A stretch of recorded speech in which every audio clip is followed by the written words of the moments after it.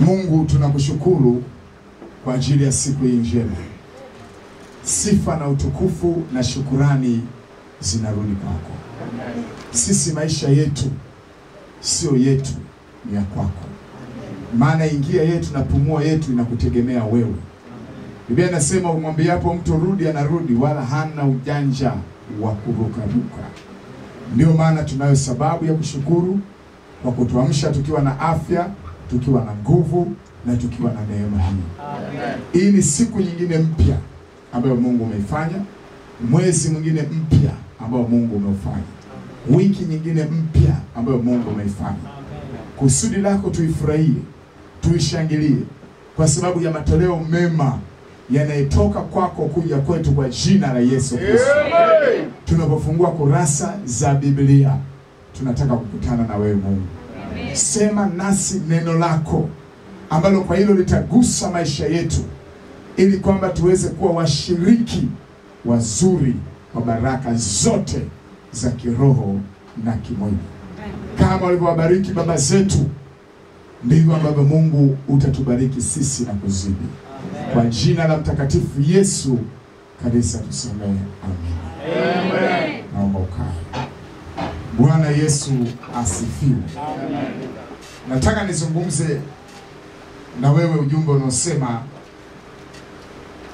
omba baraka mara mbili, au baraka mara mbili.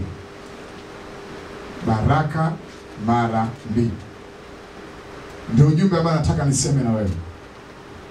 Nataka kila mmoja hapa ajue kwamba ni mapenzi ya Mungu wewe uwe na maisha bora mazuri kuliko wazazi wako waliokuleta duniani. Pigie Bwana makofi. Sio kwa lengo la kuwanyanyasa. Hapana. Sio lengo la kuwaona duni, no. Lakini ndio Mungu anavyotaka. Ya kwamba wazazi wetu kuna baraka wameiweka kwenye maisha yetu. Na mzazi yoyote mzuri anatamani mwanae afanikiwe kuliko yeye. Amen. Huo ndio ukweli. Ndio maana Biblia inatuambia lazima tuwaheshimu wao, kwa sababu kuna sehemu ya baraka wazazi wamezishika. Baraka mojawapo ambayo wazazi wameishika, ambao watu wengi hawaizingatii, ni baraka ya uhai, baraka ya umri mrefu. Amen. Anasema ukimheshimu baba na mama, nitakupa siku nyingi za kuishi. Lakini anasema ukimheshimu baba na mama, nitakupa baraka.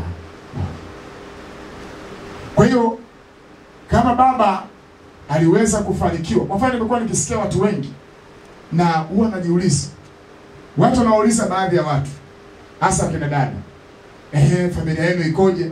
Dada anasema mamangu hajaolewa, si ametuzaa hivi na hivi, hivi na hivi. Pale anamwangushia, anamwambia hiyo ni laana ya kizazi. Ndio maana mama yako hajaolewa, baba yako hajaoa, laana ya kizazi. Lakini wakija wengine wanasema baba na mama wameoana, lakini watoto hawajaolewa wala hawajaoa. Hawasemi hiyo ni baraka ya kizazi. Imagine, hawasemi hivi. Hawaambia wakina dada, kama mama yako alivyoolewa na wewe unapaswa kuolewa. Kama baba yako alivyooa na wewe unapaswa kufanya nini? Kuoa. Unawezaje kuwasukumia watu mambo mabaya usiwasukumie mema? Unawezaje? Ni mapenzi ya Mungu katika Kristo Yesu, kila Mkristo, kila mwanadamu awe na maisha bora kuliko ya wazazi wake. Hata kama wazazi wako ni matajiri, hiyo ni sawa, lakini Mungu akupe utajiri mara mbili ya wao. Amen. Mungu alimbariki Yakobo kabisa, niwaambie.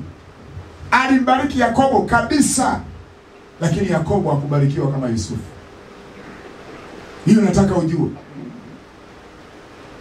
Pamoja na Yakobo kuwa mtu mkuu Kanaani, Yusufu alikuwa mtu mkuu katika nchi ya kigeni Misri.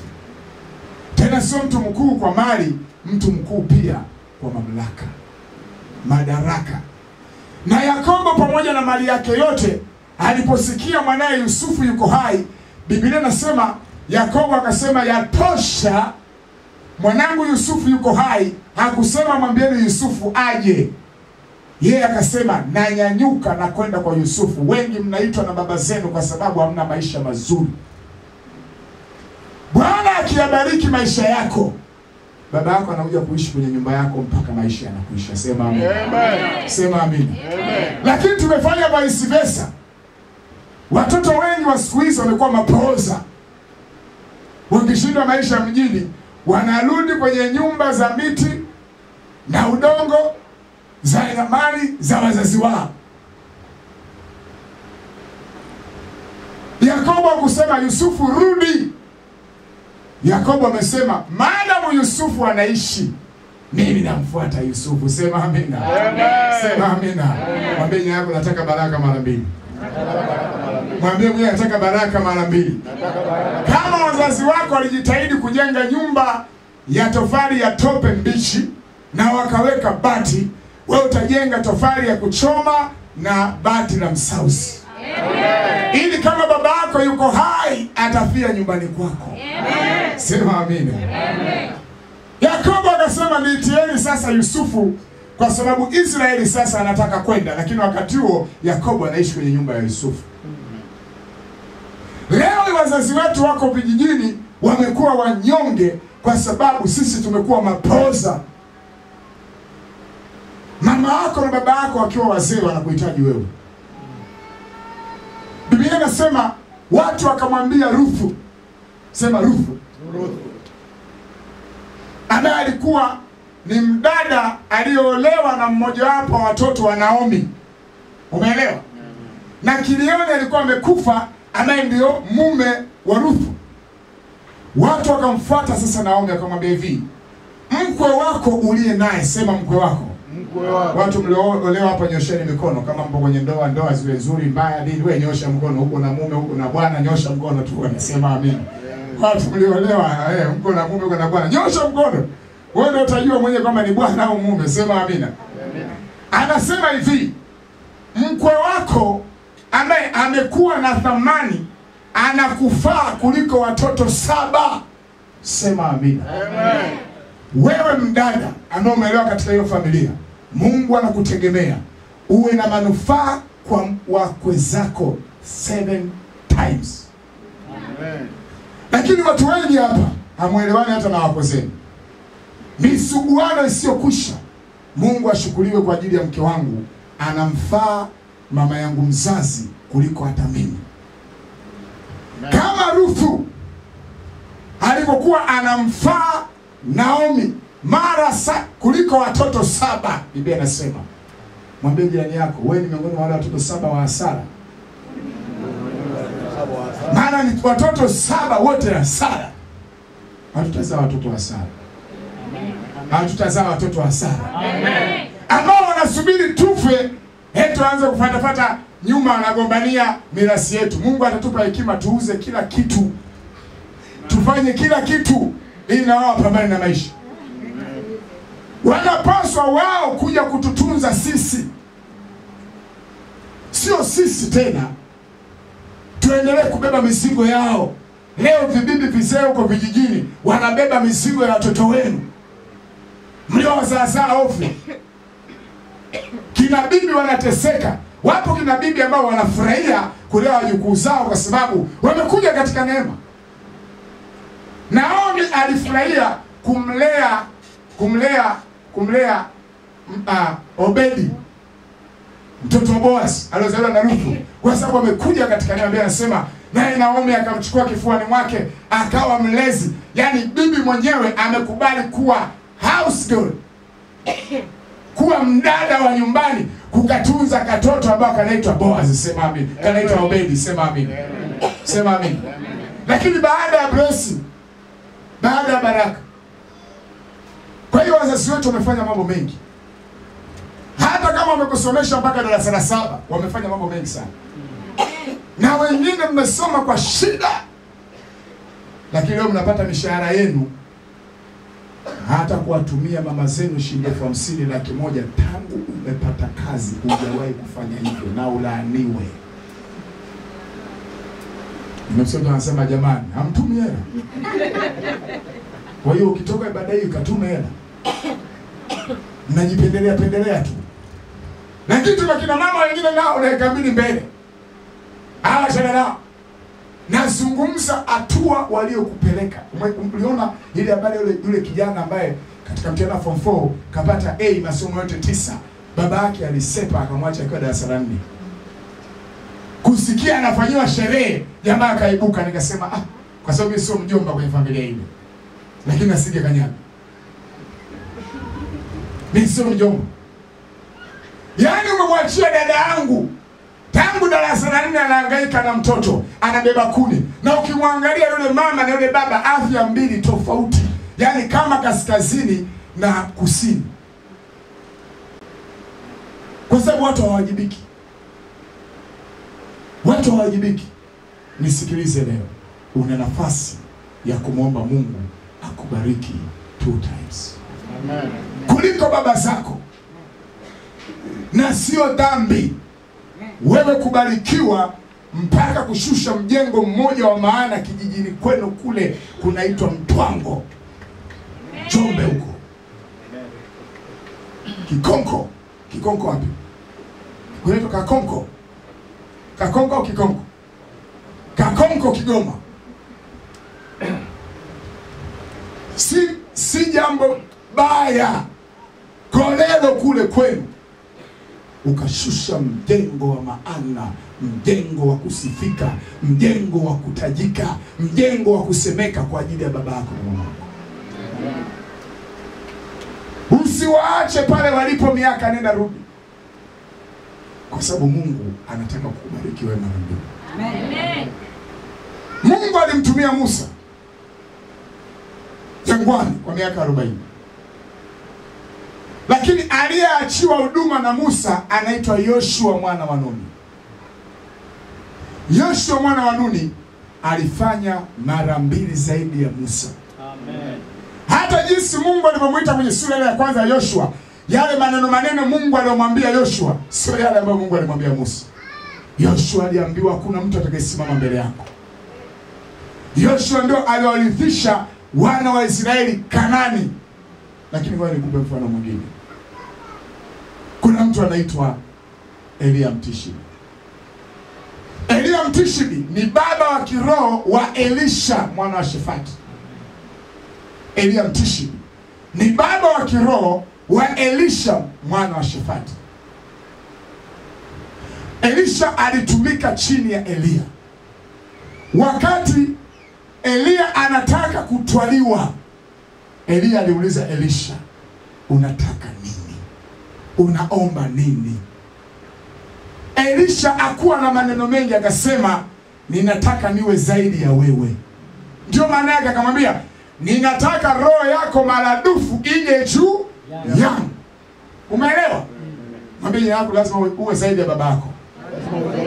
Uwe zaidi ya mamako. Na uwaombee wanao. Uambie ninyi mtaoa wake wazuri kuliko mimi baba yenu, ambaye ni mama yao. Mtaolewa na waume wazuri kuliko mimi baba yenu. Sema amina. Watamkia watoto wako mapema wasiokosa kuolewa baadaye. Amen. Au wakaolewa na watu sura sieleweki, kwamba wanacheka au wamenuna. Umeelewa? Amen. Kama Mungu alinisaidia kuchagua mke, Mungu atawasaidia wanangu kuchagua wake wazuri, warembo, wema, watakao tusaidia sisi wazazi wao. Sema amina. Amen. Unataka mwanao kuletee mke mwiba? Mungu ambaye kesho anakuta wewe mchawi, kwa jina la Yesu roho tumeikataa. Amen. Wengine mnaishi kwenye familia ambazo hamwelewani na wale kina mama kwa sababu wanakuona wewe mchawi kila siku. Wala hauna uchawi, wala hujui. Kwa sababu tu umeenda kwenye familia ambayo mambo hayo ndio yao. Elia akamwambia Elisha, hivi wewe uniachi kila ninakoenda unanifuata, kila ninapoingia unanifuata, unataka nini? Akamwambia, nataka sehemu ya roho yako. Usiogope wewe kama ikitokea unaenda mbinguni. Vitu vidogo tu hivi papa mnastoka yeye kwa zile zenyewe za shababu. Bwana Yesu asifiwe. Bwana Yesu asifiwe. Hiyo inaitwa kionjo ndani ya ibada. Papa ni vionjo ndani ya ibada, sema amina. Elisha akamwambia Elia, nataka sehemu ya roho yako iwe kwangu mara mbili. 2 times. Kama Mungu amemfanikisha baba yangu, mimi anifanikishe mara mbili. Amen. Kama Mungu alimfanikisha mama yangu, mimi anifanikishe mara mbili. Amen. Na nyinyi vijana wadogo wadogo ambao mpo chini yangu, mnapaswa kuja kuwa na anointing inayonizidi mimi. Amen. Sio mnaogopa hapa mnakimbia. Mnapaswa kuwa bora. Na Biblia inaonyesha Elia alifanya miujiza 7. Muda utoshi kusoma. Elia mtishi huyo mnamtaja sana, alifanya 7 miracles. Elisha akafanya miujiza 14 bila kuzidi hata mmoja. Amen. Maana yake baraka mara 2 imekuja kweli juu yake, sema amen. Nasoma kitabu cha Wafalme wa Pili. Kitabu cha Wafalme wa Pili. Mwaka huu unataka ulichukue hilo neno. Baba yako alikuwa injinia, alikuwa si nani, alifanikiwa, alikuwa mfugaji, alikuwa si nini.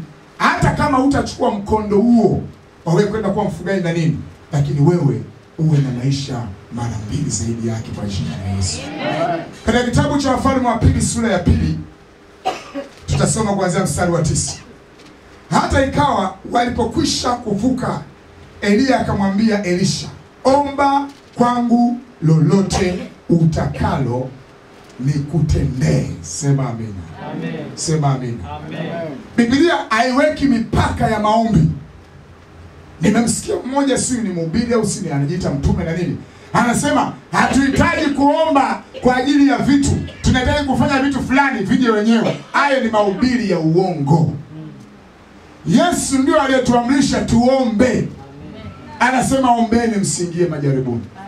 Anasema katika Luka, ukiwa unataka mkate omba mkate, ukiwa unataka yai omba yai. Anasema ikiwa wazazi wa kawaida wanaweza kuwapa watoto wao vipawa vyema, haitazidi sana Baba yenu aliye mbinguni kuwapatia mema wamtafutao usiku na mchana.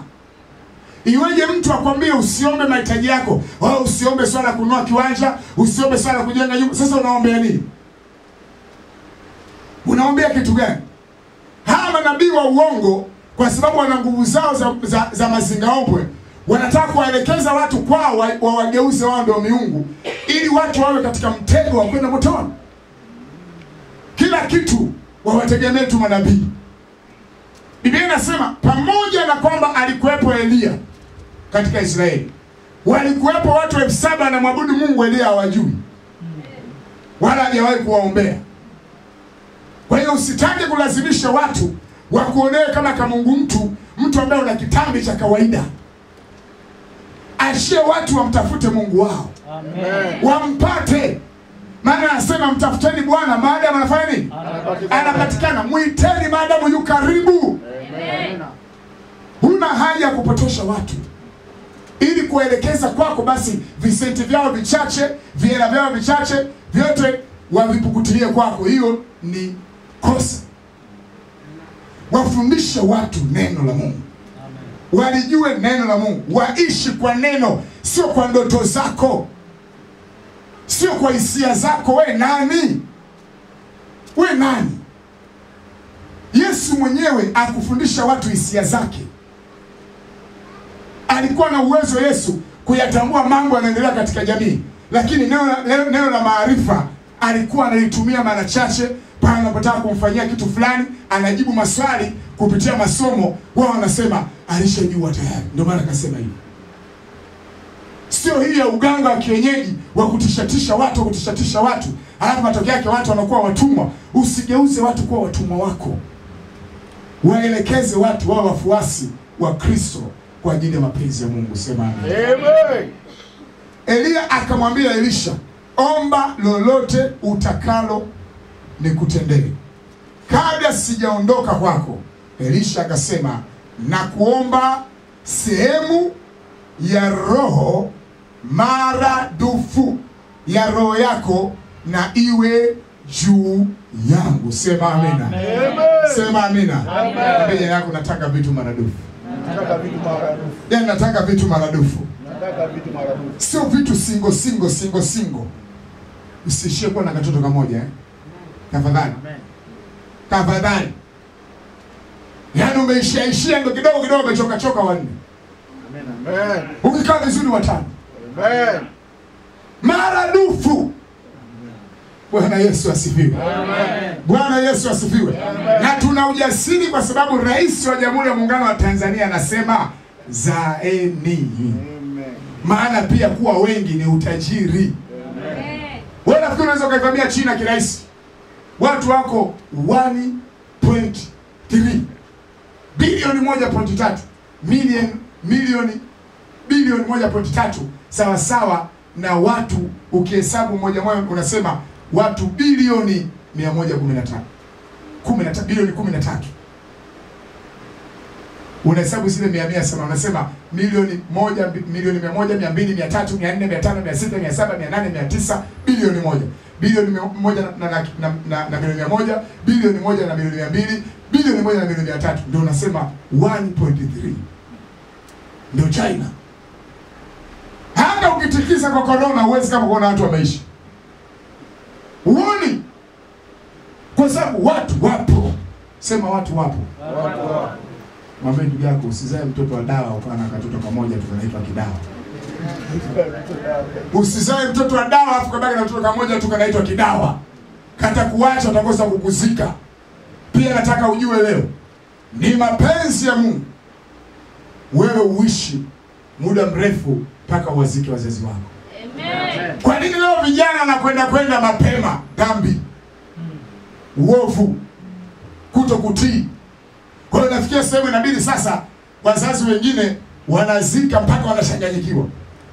Yaani anakuonyesha makaburi, hapo ukiangalia wote wameondoka na HIV positive. Huyo hapa alikuwa fulani. Huyo yaani wakipata kazi nzuri wao wanalianzisha libeneke mjini. Kazi kudandia watu. Leo mdada huyu kamdandia. Huyu kesho haji huyu kaoza au mzima. Mara siku mitatu hajikuna huku, mara hajikuna huku. Mbona sehemu yangu napata joto tu usiku? Tayari. Mungu anayatunza maisha ya watu. Amen. Yusufu akamzika Yakobo. Yakobo alimzika Isaka baba yake. Isaka alimzika Ibrahim. Sema amen. Amen. Sema amen. Amen. Mungu atakuweka kwa jina la Yesu. Amen. Nasema Mungu atakuweka kwa jina la Yesu. Amen. Biblia inasema omba lolote utakalo. Elisha akasema nataka sehemu ya roho yako maradufu iwe juu yangu. Akasema umeomba neno gumu. Nisikilize. Hili ni kweli. Kuwa na ukwasi au kuwa bora kuliko baba yako, au baba yako yeye Dr. Makunga, au baba yako yeye Mzee Joseph sio mchezo.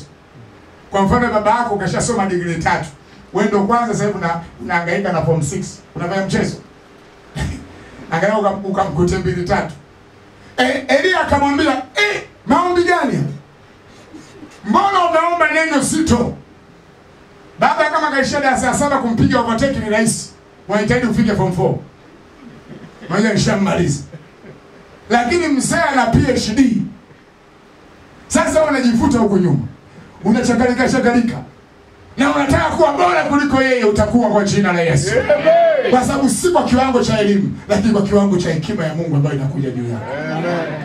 Nataka niwaambie kama kuna jambo ambalo Mungu analitarajia sana kwa kila Mkristo ni jinsi atakapokuja kuhudumia wazazi wake wanapokuwa wazee. Nyinyi vijana mmesikiliza, acheni ujinga. Kama kuna jambo ambalo Mungu analiangalia na atakubariki ni jinsi utakapokuja kuhudumia wazee wako. Chunga katika hilo utaishi. Na msikae muda mrefu hamjawasiliana na wazazi wenu, msifanye hivyo.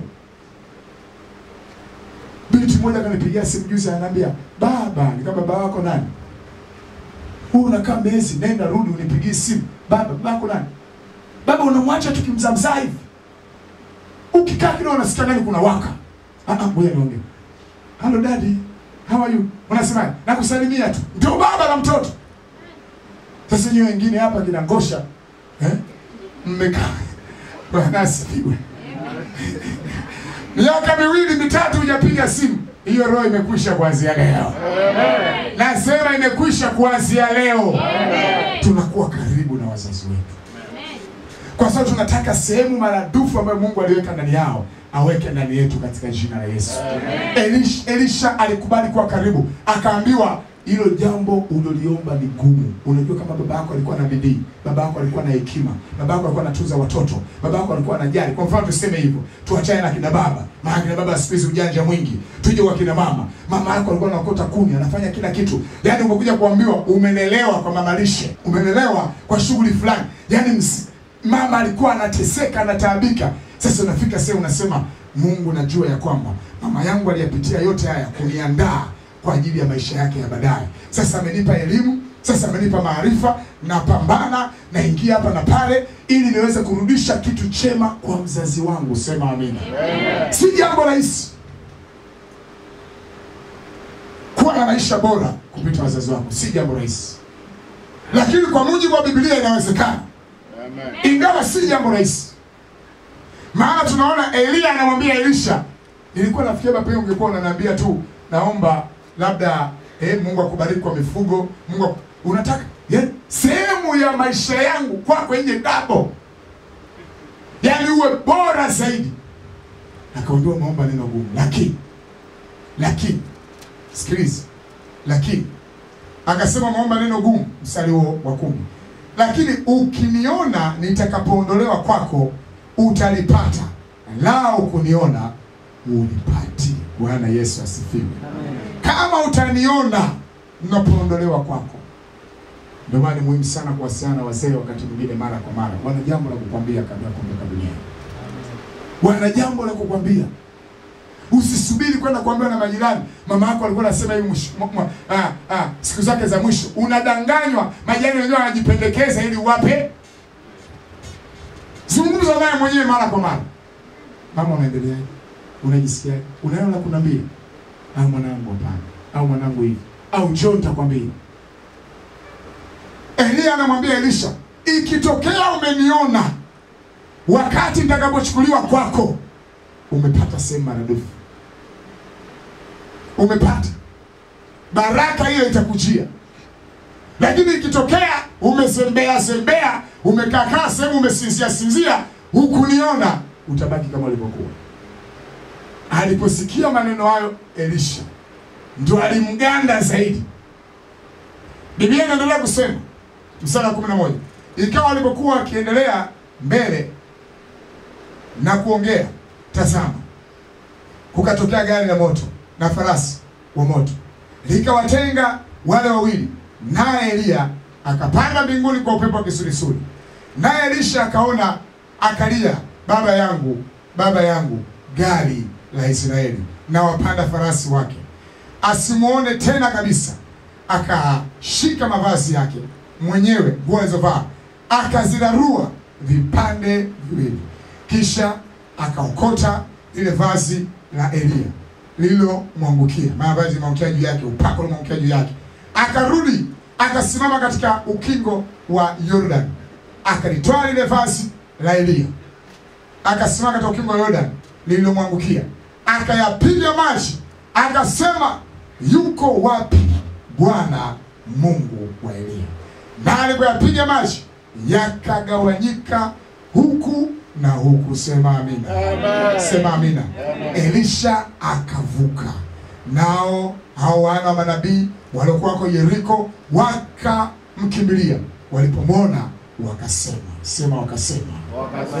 roho ya Elia inakaa juu ya Elisha.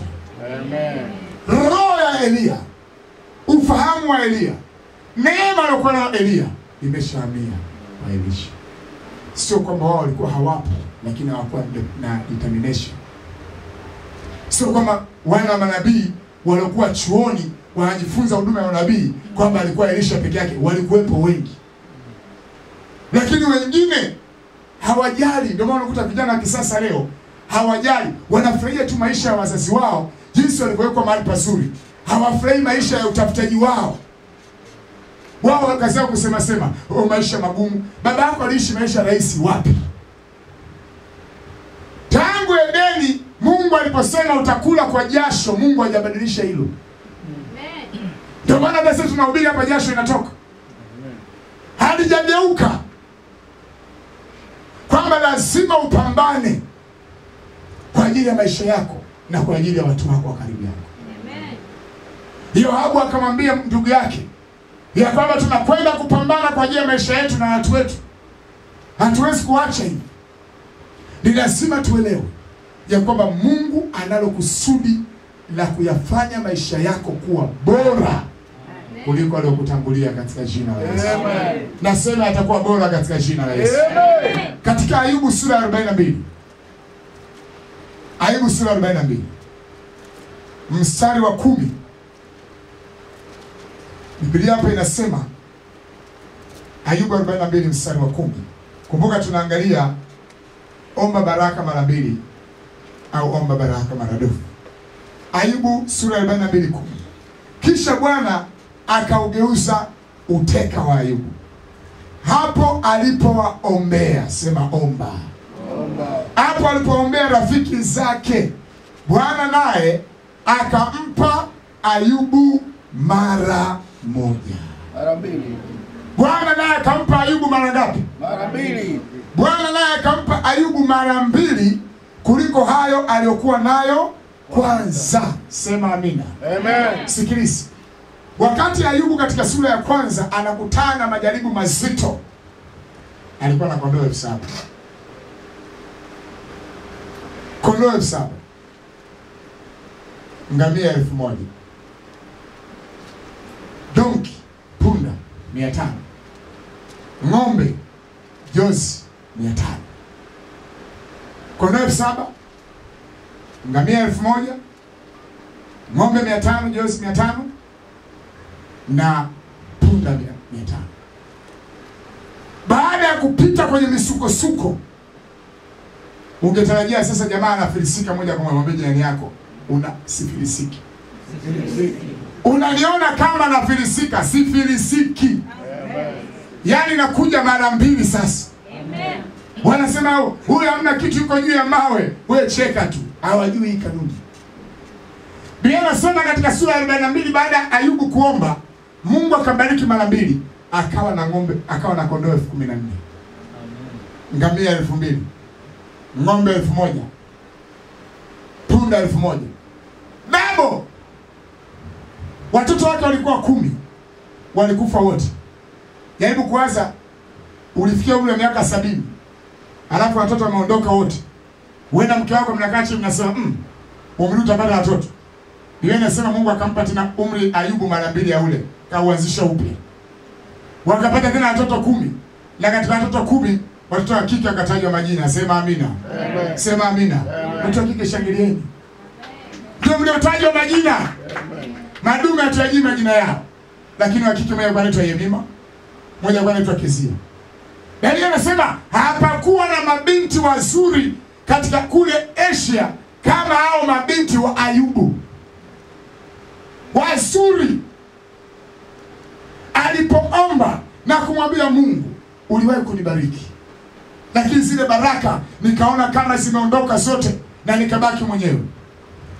Na sikutenda dhambi, nikasema nilikuja uchi nitaondoka uchi. Nisikilize, hata ukipata hasara kubwa kiasi gani usitende dhambi.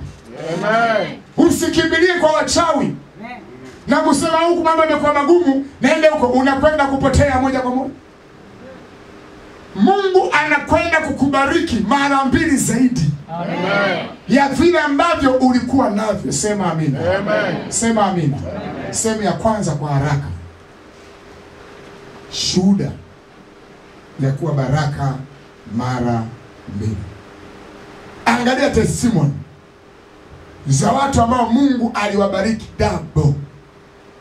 Shuhuda za watu ambao Mungu wa Ibrahim, Isaka na Yakobo aliwabariki 2 times. Baraka uliokuwa nayo sasa inahitaji iwe mara 2. Na kama kwa sasa baraka hujaipata ni kawaida, idai baraka ya kwanza na baraka ya pili ikujie. Mshahara leo nao sasa Mungu atarajia kukupa mara mbili. Amen. Nataka uamini hilo. Amen. Nataka uamini, usiseme hao, mimi nasema amini hivyo. Amen. Biblia inasema katika kitabu cha Mwanzo, shuhuda ya baraka mara mbili, au shuhuda za watu waliobarikiwa baraka mara mbili. Katika kitabu cha Mwanzo sura 32, tazama. Kitabu cha Mwanzo sura 32. Nasoma mstari wa 9 na wa 10. Mwanzo 32, 9 na 10 inasema, Yakobo akasema, Mungu wa baba yangu Ibrahimu na Mungu wa baba yangu Isaka, Bwana uliyeniambia rudi uende mpaka nchi yako kwa jamaa zako, nami nitakutendea mema. Mstari wa 10, sikiliza. Mimi sistahili hata kidogo hizo rehema zote na kweli yote uliomfanyia mtumwa wako, maana nalivuka mto huu wa Yordani na fimbo yangu tu. Sema fimbo tu. Fimbo tu. Fimbo tu. Fimbo tu. Umekuja popote pale kutafuta, ulikuja na kabegi kako, ukuja na gari, ukuja na nini, lakini hautaondoka na kabegi. Amen. Nasema utaondoka na mabegi. Amen. Nasema utaondoka na mabegi. Amen. Nalivuka mto wa Jordan nikiwa na fimbo tu. Leo kuna watu wanatuambia, "Oh, nimeshindwa maisha huko Zanzibar, naamua kurudi nyumbani." Hapa inarudi nyumbani, aenda kusaidiwa na watu wa kijijini. Kwa washirika wangu haitatokea kwa jina la Yesu. Nasema haitatokea kwa jina la Yesu. Hata kama unielewi, nitakuombea mpaka uelewe. Amen. Ya kwamba umekuja na kabegi, ulikuja na vikanda mbili, ulikuja umechoka sura ieleweki, utarudi kwenu sura inaeleweka. Amen. Binti mmoja tulimchukua hivi karibuni, akaja akakaa hapa na sisi kama si miaka miwili hivi, na dada yetu mmoja. Akatoka hapa kwenda kutembea kwao. Yule binti niko nampiga jicho hivi, kaona binti kawiva. Binti yuko vizuri. Vijana tu waamua. Lakini vijana wenyewe wamelala. Hawaeleweki. Sasa yule binti kaenda kwao. Nawaambia kweli, sisemi uongo. Amen. Alipofika kwao, wazazi wake walipomuona vile alivyokuwa mzuri, alipopendeza, akamwambia hivi, hapa usikae, rudi Zanzibar huko. Hapa utavamiwa haraka kukuoa mijitu yenyewe mijanja, rudi. Yaani amependeza. Hakurudi kama alivyokuwa. Akaniambia, baba, wazazi wameniambia rudi Zanzibar haraka, maana hapa nitavamiwa tu na majamaa hapa ya ajabu. Nikamwambia fanya hivyo. Na alivuka Jordan nikiwa na fimbo. Amen. Fimbo. Umekuja Zanzibar ukiwa na buku, unarudi na mamilioni. Unarudi na mamilioni. Haleluya. Hautarudi mkono mtupu. Nasema hautarudi mkono mtupu. Biblia inasema, mimi sistahili fadhili zote na rehema zote za kweli ulizonifanyia mtumwa wako, maana nilivuka mto wa Jordan na fimbo yangu tu, na sasa nimekuwa matuo mangapi? Mawili. Nimekuwa matuo mangapi? Mawili. Yaani umenibariki kupita kawaida. Ukisoma sura ya 28 kitabu cha Mwanzo mstari wa 20 mpaka 22. Kitabu cha Mwanzo sura ya 28 mstari wa 20 mpaka 22, ndipo Yakobo alipokuwa anamkimbia Esau, akafika sehemu akaomba akiwa na fimbo. Hata sadaka alikuwa hana. Lakini anatupa ushuhuda, nisikilize, Mungu ni kweli. Amen. Mungu ni nuru. Amen. Wala giza haliko ndani yake. Amen. Akisema nitakufanikisha, atakufanikisha. Amen. Akisema nitakubariki, atakubariki. Amen. Akisema nitakuinua, atakuinua. Amen. Biblia inasema nimekuwa matuo mawili, utakuwa maradufu kwa jina la Yesu. Amen. Nasema utakuwa maradufu kwa jina la Yesu. Amen. Wakati Abraham anatoka katika nchi ya Uru wa Kaldaya, alikuwa ni mtu wa kawaida kabisa. Angalia sura ya 12 ya kitabu cha Mwanzo. Uone akiwa na mali. Muda hawezi kutosha kusoma, utasoma kwa muda wako. Sura ya 12 ya kitabu cha Mwanzo. Anatoka kwenye nchi ya kwao akiwa mtu wa kawaida. Njoo sura ya 24. Njoo sura ya 24 ya kitabu cha Mwanzo. Yule mtumwa anaelezea, anawaambia familia ambayo mtoto wa Ibrahim anataka kwenda kuoa, anaitwa Isaka. Anamwelezea jinsi Mungu alivyombariki Ibrahim kwa namna ambayo hata yeye anashangaa. Katika mstari ule wa sura 24 mstari 34 akasema, mimi ni mtumwa wa Ibrahim. Mstari 35, na Bwana amembarikia sana bwana wangu, amekuwa mtu mkuu. Sikiliza maneno hayo. Kuna kubarikiwa na kuna kubarikiwa sana. Kuna kuwa mtu mkuu na kuna kuwa mtu mkuu sana. Bwana amembarikia bwana wangu, amembarikia sana. Bwana wangu amekuwa mtu mkuu, amempa kondoo, ng'ombe, fedha, dhahabu, na watumwa na wajakazi na ngamia na punda. Hizo ni testimony za kubarikiwa zaidi ya vile ulivyoanza, za kubarikiwa zaidi ya kule ulikotoka. Baraka alizopokea Ibrahim baada ya kutoka katika nchi ya baba yake Tera, ambaye Tera walitoka na Ibrahim pamoja. Nataka uelewe, sio Ibrahim kwanza alianza kutoka nyumbani. Tera baba yake Ibrahim aliondoka pamoja na Ibrahimu na Sara na Lutu, wakaja kwenye nchi inaitwa Harani. Harani ni sehemu ya Uturuki. Wakafika pale Uturuki, wakagota, na Tera akafia pale. Umeelewa? Tera alipofia pale, ndipo Ibrahimu alipochukua tena safari ya pili kwenda Kanani, Palestina. Unaelewa? Walivyotoka kwao sivyo ambavyo baadaye watu walimkuta Ibrahimu anavyo. Mungu alimbariki mara mbili zaidi. Mara mbili zaidi. Lakini ukitoka kwa Ibrahimu njoo kwa mwanae Isaka. Naye alikwenda ugenini. Alipokwenda ugenini, ungedhani kwamba huko ugenini angefeli maisha. Hakufeli. Katika sura ya 26 ya kitabu cha Mwanzo, Biblia inasema katika Mwanzo sura ya 26, hizi na kuonyesha shuhuda za watu ambao Mungu aliwabariki double. Utabarikiwa double kwa jina la Yesu. Amen. Nasema utakuwa baraka mara mbili. Hallelujah. Katika kitabu cha Mwanzo sura ya 26 mstari wa 12, Isaka akapanda mbegu katika nchi ile. Mwanzo 26:12. Akapanda mbegu katika nchi ile, akapata mwaka ule samani. Isaka akapanda mbegu katika nchi ile, akapanda mwaka ule vipimo moja. Akapata mwaka ule vipimo 100 kwa kimoja. Bwana akambariki. Sema amina. Amen. Sema amina. Mstari wa 13, na mtu huyu akawa mkuu, akazidi kustawi, hata akawa mkuu sana maradufu. Sema amina. Sema amina. Mwambie jirani yako, na kuona ukiwa mkuu sana. Na kuona kwa imani jinsi Mungu anakupeleka katika kuwa mtu mkuu, mtu wa maana, mtu aliyebarikiwa, mtu aliyeinuliwa kwa jina la Yesu Kristo.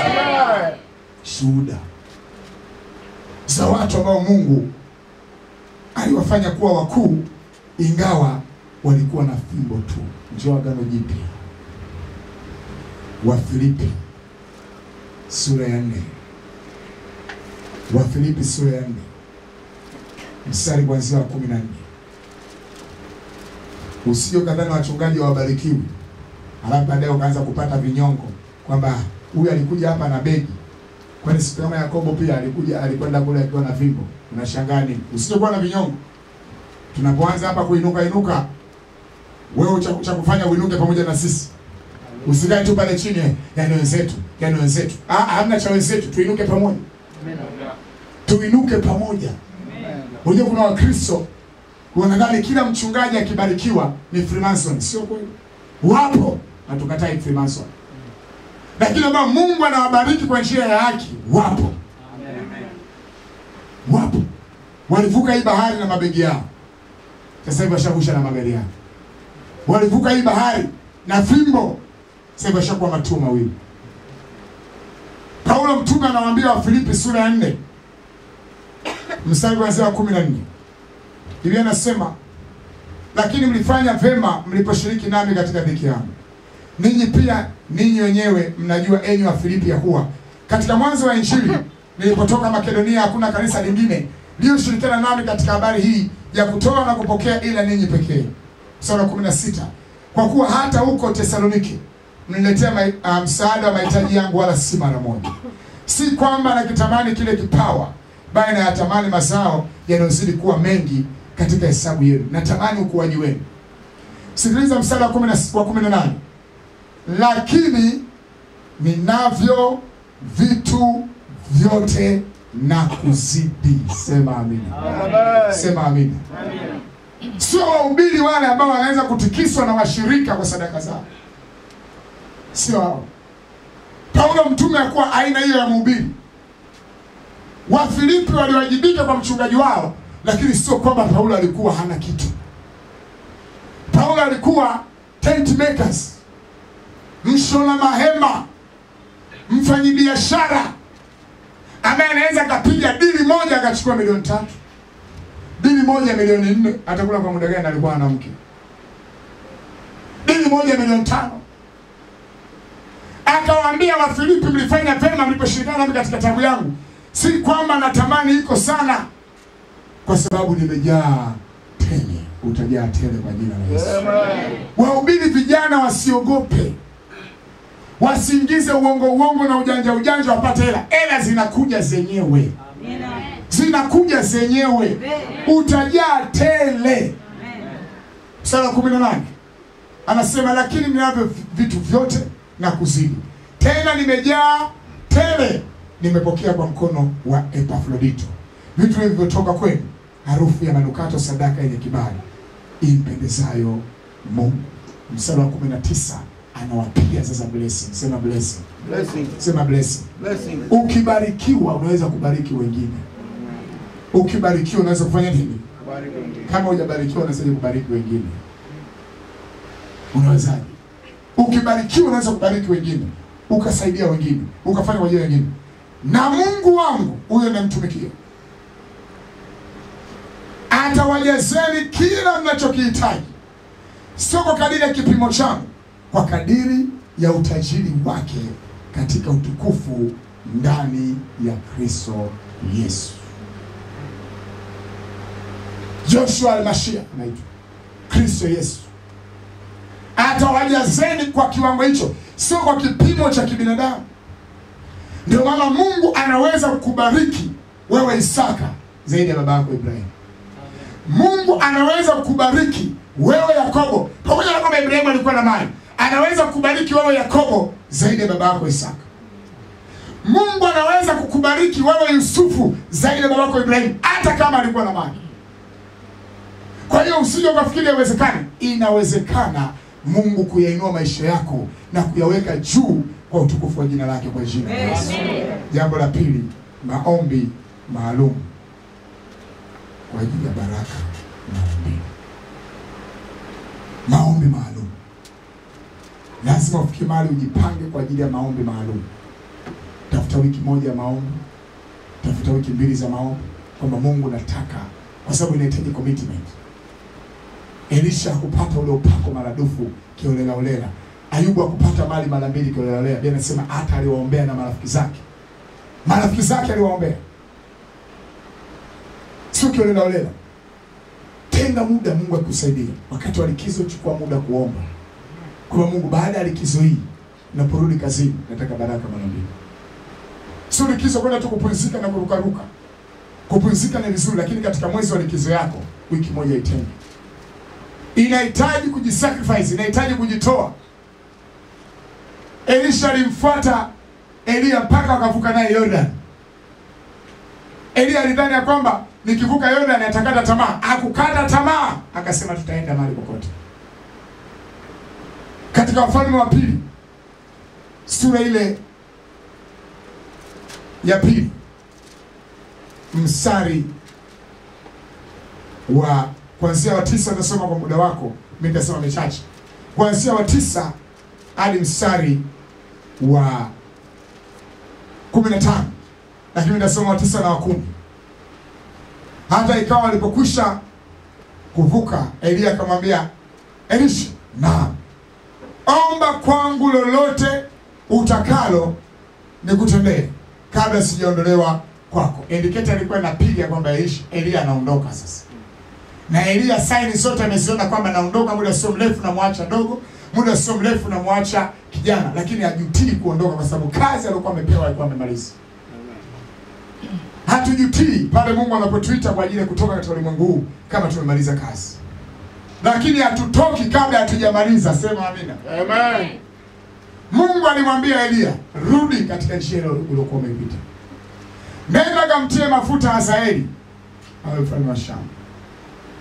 Nenda kamtie mafuta Yehu awe mfalme wa Israeli. Nenda kamtie mafuta Elisha mwana wa Shafati awe nabii mahali pako. Ungesema hiyo ingetosha kwa Elisha kupata upako maradufu, haitoshi. Pamoja na kutamkiwa baraka lazima uombe. Amen. Aliambiwa mtie mafuta Elisha achukue nafasi yako, na akamtia mafuta, kazi ikaisha. Lakini ilikuwa bado inahitaji commitment, ilikuwa bado inahitaji kujitoa kwa Elisha mpaka afikie baraka katika utimilifu. Matamko yote tunayotamkiwa lazima tuendelee kujitoa. Tufunge, tuombe, tumaanishe, tumtumikie Mungu. Baraka itakuja juu yako kwa jina la Yesu. Amen. Biblia inasema umeomba neno gumu. Akasema umeomba neno gumu, lakini ukiniona nitakapoondolewa kwako utalipata. Lao kuniona unipate, anipate. Ni mapenzi ya Mungu kila aliye katika Kristo kumiliki sehemu ya baraka na neema. Yakobo akaomba katika sura ya 28 ya kitabu cha Mwanzo, mstari wa 20 mpaka 22. Akamwambia Mungu, ukinipa mavazi, ukinipa nguo, ukinipa chakula, ukanilinda. Akataja vitu vyote. Nisikilize, ukiwa mbele ya Mungu kama vile Elia alimwambia Elisha. Elia alikuwa na confidence. Wala Elia akumwambia Elisha muombe Mungu akupe, akamwambia hivi, niombe utakalo nikutendee. Sasa ni zaidi sana tunapoenda mbele za Mungu.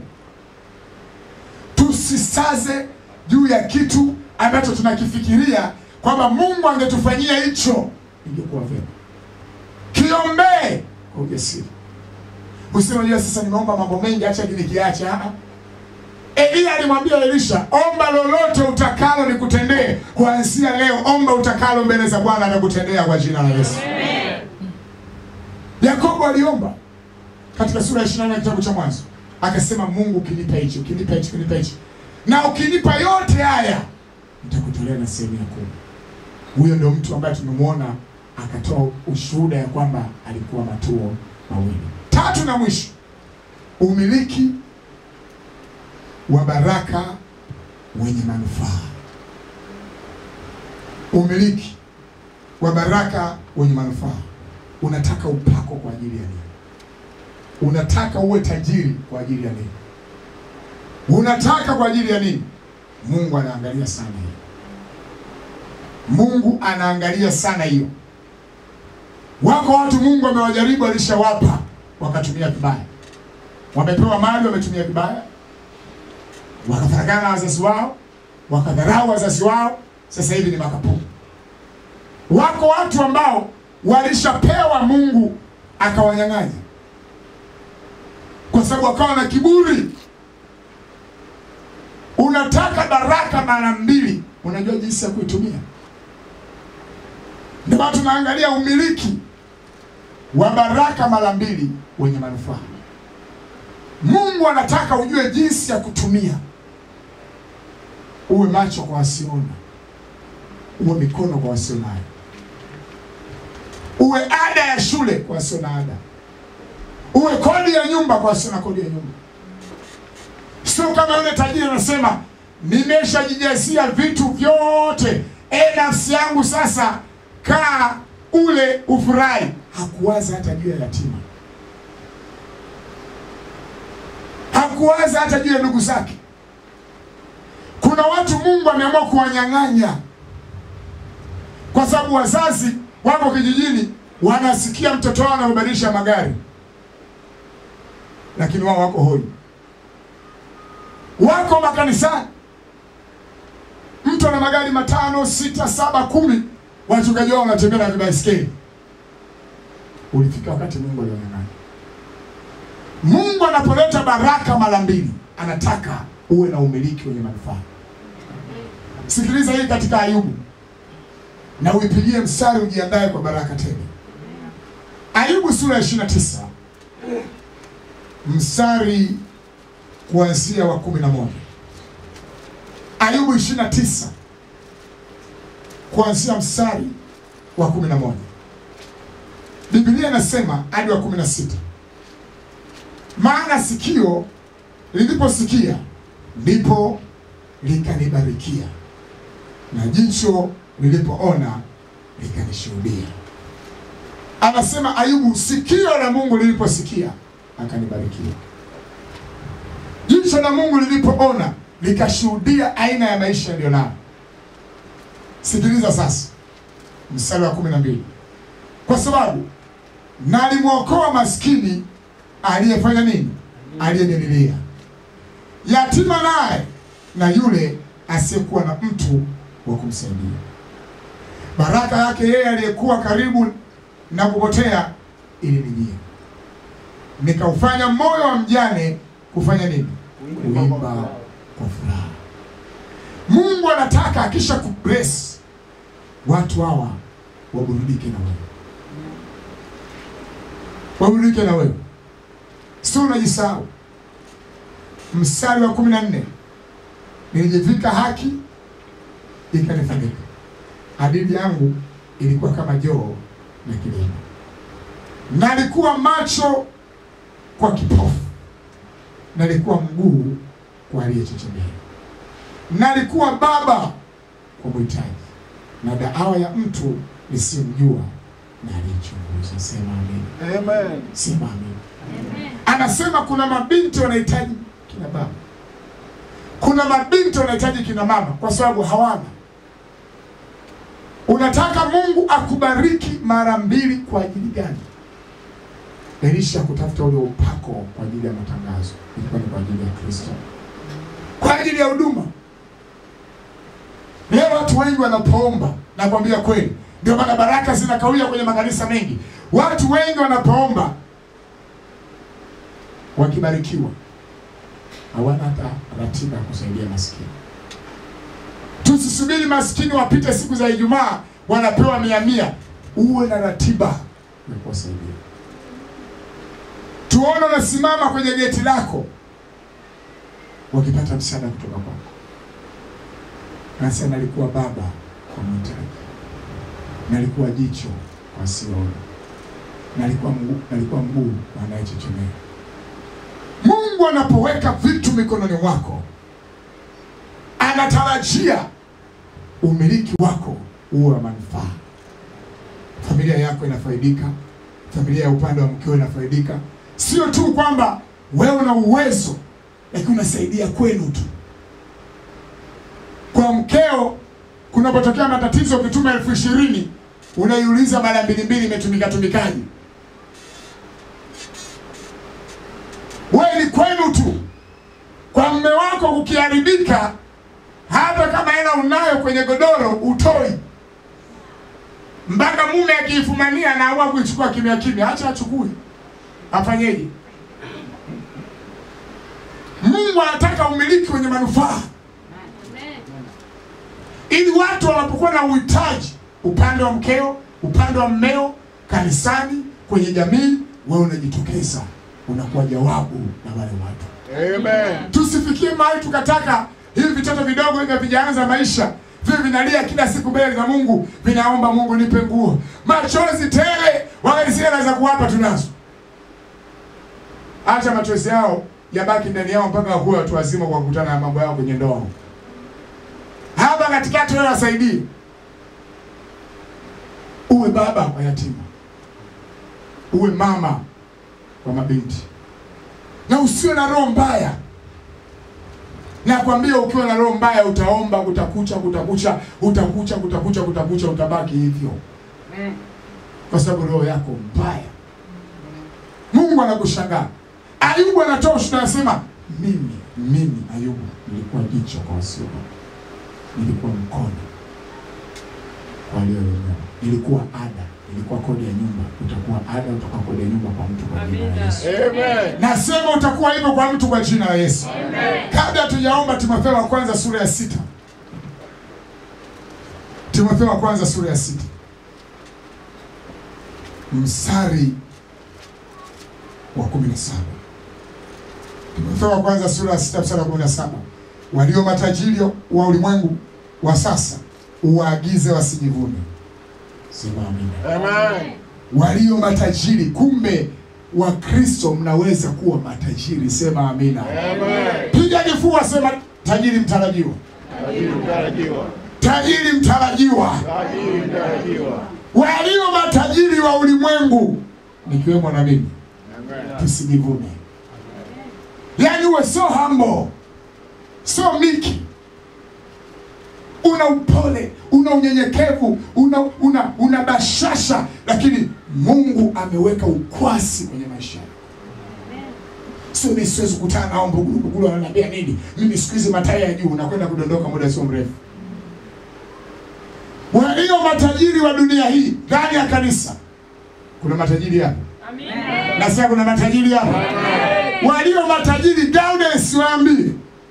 Walio matajiri wa ulimwengu wa sasa waagize. Maana wako ndani ya kanisa. Na waagizeni kwa neno la Bwana. Amen. Paulo anamwambia Tito, waagize. Sio hiari, lazima. Waagize. Wasijivune. Wala wasiutumainie utajiri usio yakini, kwa sababu sio vitu vya kudumu. Bali wamtumaini Mungu atupae vitu vyote kwa wingi ili tuvitumie kwa furaha. Sema amina. Amen. Sema amina. Amen. Mungu anataka uwe na umiliki wenye manufaa. Watu wapate msaada kupitia wewe. Watu wana videni vidogo vidogo unavifutilia mbali. Unasikia sio mtu ana deni, wanataka kuchukua kitanda chake. Sasa ndo akome.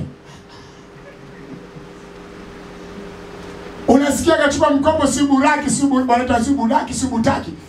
Hachukua mkopo na ni mdada wa kanisani. Anadaiwa shilingi ngapi? 200,000. Wanaenda nyumbani kwenda kuchukua vikochi vyake, atakaa chini na anambia stop. Unafika pale unasema kuna nini hapa? Oh, huyu alikopa mnadai shilingi ngapi? 200,000. Hizi hapa kwa elimu. Dada anakaa na kamani kake. Maana akibaki na lile deni anasema uongo mara 100. Mwanzo nilifiwa na mama, kumbe hata haihusiani chochote. Mimi nilifiwa na kaka, kumbe haihusiani chochote. Njaa tu. Siana. Sasa afanye kama akasema uongo. Na wewe Mkristo huko pale, vile 5 vinirudi vimekaa mfukoni. Unajua nyumba yangu haijaisha. Nyumba yako haijaisha, kwa mdada hapa anateseka. Hata kama unasema ni uzembe wake, kwa nini alikopa? Ndio kashakopa. Ndio kashakopa. Mfundishe baada ya ule mkopo, umwambie usifanye hivi tena. Ukitaka mkopo njoo kanisani, tutakuelekeza cha kufanya. Utapata kama mkopo kadogo kadogo katakusaidia. Kuliko kwenda kwa watu wenye riba watakumaliza. Watoto watakuona wewe ueleweki. Unakaa na pressure. Ukisikia simu inapigwa, simu ambayo jina ulielewi, upokei, kumbe unapigwa simu ya neema. Lakini upokei kwa sababu unajua haribu laki hawa ni watu ambao kumbe sio wao. Kuna mpendwa kagusa ukatajwa jina lako, akapewa namba yako, akaamua kukupigia kule ulipo ili akutumie kwa kitu, wewe upokei, anapiga mara 10 upokei. Na hata kama ukipokea unasikilizia kwanza. Simu liko hewani. Huyu mpendwa anasubiri useme hello. Huyu mpendwa anasema huyu mtu hapatikani. Napatikana. Wewe nani? Bwana akusaidie kwa jina la Yesu. Amen. Nasema Mungu akusaidie kwa jina la Yesu. Amen. Mungu akupe umiliki wenye manufaa. Mungu aliinue kanisa lake. Mungu alibariki kanisa lake. Na miongoni mwetu watu wapokee baraka maradufu katika jina la Yesu. Pale uliposimama mwambie Bwana, mtu huyo ni mimi, ninataka baraka yangu maradufu. Ninataka baraka yangu maradufu. Zaidi ya wazazi wangu. Zaidi ya marafiki zangu. Zaidi ya walionitangulia. Zaidi ya vile nilivyo navyo. Nataka Bwana mara mbili, inua sauti mbele za Bwana kwa jina la Yesu. Kama ulivyombariki Yakobo, kama ulivyombariki Ibrahim, kama ulivyombariki Paulo, anasema nina vitu vyote, nawe ubarikiwe. Kwa jina la Yesu tumeomba.